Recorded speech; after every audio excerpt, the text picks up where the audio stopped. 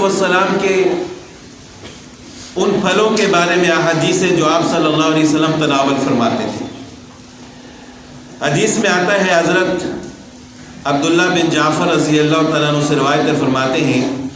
کہ کان النبی صلی اللہ علیہ وسلم یاکل الکثاء بالرطب، کہ آپ صلی اللہ علیہ وسلم کھکڑی اور کھجور کو ملا کر تناول فرماتے تھے، کھکڑی اور کھجور کو ملا کر، اور ایک روایت میں آتا ہے کہ تربوز اور کھجور کو ملا کر،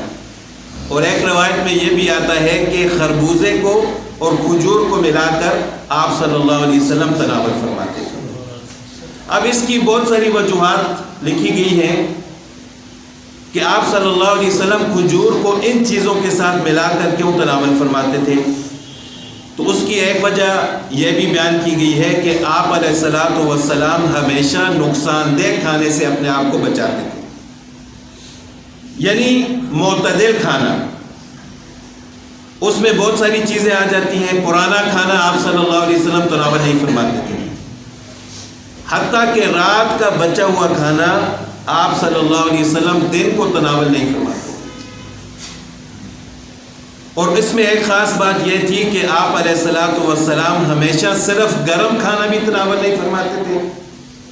یعنی جس کی خاصیت گرم ہو، جس طرح کھجوریں ہیں، اور نہ ہی ایسا کھانا تناول فرماتے تھے کہ جو بالکل ٹھنڈا ہی ٹھنڈا ہو، یعنی جس کی خاصیت ٹھنڈی ہو، جس طرح خربوزہ ہوتا ہے۔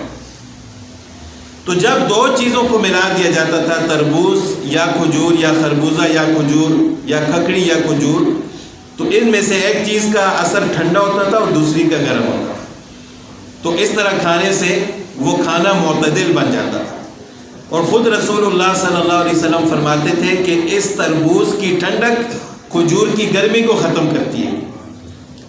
اور کھجور کی گرمی اس تربوز کی ٹھنڈک کو ختم کرتی ہے۔ تو آپ علیہ الصلوۃ والسلام ایک طبیب بھی تھے،